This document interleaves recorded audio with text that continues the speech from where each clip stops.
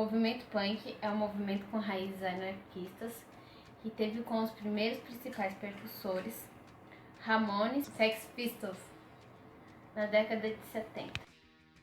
A falta de informação fazia com que os punks, sem ideologia, brigassem entre si, porque era exatamente isso que eles pensavam, entendeu?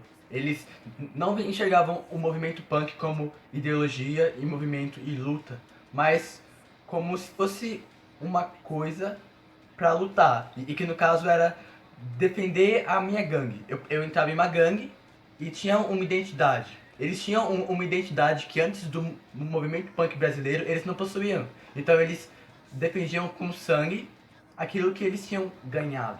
E por ganhar uma casa, por ganhar uma gangue, eles brigavam entre si.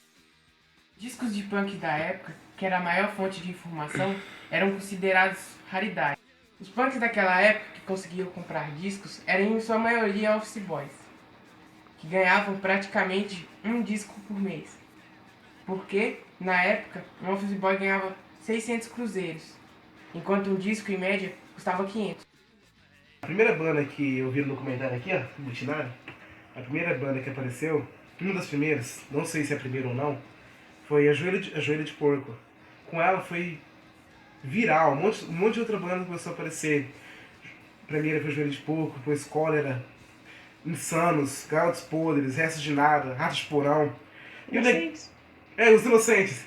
E o legal dessas bandas é que elas tinham uma competição muito idiotinha, uma contra a outra. Quem tocava mais rápido, quem fazia a letra mais... Quem era o fora da parada. O passo significa o quê? O passo significa a letra mais protestante, vamos dizer assim, ou militante. A letra mais militante, a letra com mais impacto. Até agora a banda que eu vi que ganhou esse negócio foi Ratos de Porão, mano. Que o negócio foi intenso. Uma música de 17 segundos não é pra poucos, né? Rock and roll mesmo. Rock and roll mesmo. Naquela época, não havia muitas casas de shows para os punks. O que aconteceu é que existiam as casas de shows, só que os punks invadiam. Ninguém sabia. Podia estar tocando uma música completamente diferente, os punks iam lá e dançavam punk. Não sei como. Assim, ó. É assim que os punks dançavam. Existiam os pontos de encontro, como o Largo São Bento e a loja Punk Rock, na Galeria do Rock, que começaram a formar as bandas, que o Paulo falou há tempo atrás e tal. Aí surgiu o Salão Construção, que não era uma casa de show punk, mas acabou se tornando, porque os punks se invadiram. Mas o que acontecia muito é que os punks colocavam a fita e a banda ia tocar. Só que as bandas eram tão ruins, as bandas tocavam tão mal, que o pessoal começava a querer bater nos caras que estavam tocando pra colocar a fita. Porque os caras tocavam muito mal. Aí só depois disso começaram a vir as outras casas de show e tal. E era bem limitado, porque ocorriam muitas tretas, assim, muitas brigas de punk. Com o tempo, os punks de São Paulo se pacificaram, mas em compensação, as brigas se focaram nos punks de ABC.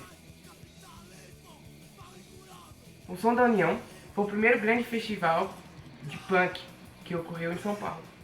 Ele veio com a intenção de unificar e pacificar os punks de São Paulo e de ABC, para acabar logo com essas tretas e realmente começar uma luta de verdade, um real movimento. Depois disso, veio o começo do fim do mundo, que é considerado, se não for o maior, um dos maiores festivais de punk do mundo. E desse festival saiu um disco, que é um compilado de bandas, e que foi o primeiro disco punk do Brasil. Nesse dia, ocorreu um bode expiatório da ditadura que tinha a intenção de queimar os arquivos que os incriminavam na PUC, onde rolou o festival. Aí eles aproveitaram a deixa para botar fogo no tal arquivo e, consequentemente, colocaram a culpa nos punks. E aí, treta. Com a queima de arquivo que o nosso amiguinho Deide falou, né? Desde o começo do movimento punk, já tinha aquelas tretas entre polícia, mídia e punk. Tipo, saía várias reportagens Punk é badeneiro, punk não sei o que, punk não sei o que lá mais, punk confronta a polícia. Direto sem revoltado desse tipo. Até que um lindo dia, a nossa querida amiga Rede Globo, com o programa Fantástico, conseguiu derrubar o movimento punk com a matéria dizendo que os punks batiam em velhinhos, eram assaltantes, assassinos, cara, por causa das guerras, várias coisas desse jeito. Daí depois que a Fantástico lançou essa matéria, o movimento punk não durou mais de 3 meses. No Brasil, né? Não é mais. Aí o movimento foi caindo aos poucos. Hoje o punk no Brasil é bem pouquinho. Não tem nada de punk no Brasil, se for falar mesmo. Fecharam Fecharam as lojas de punk da galeria do rock. Não se via mais punk em lugar nenhum. Tudo por causa do poder da Globo e dos nossos amiguinhos do Fantástico.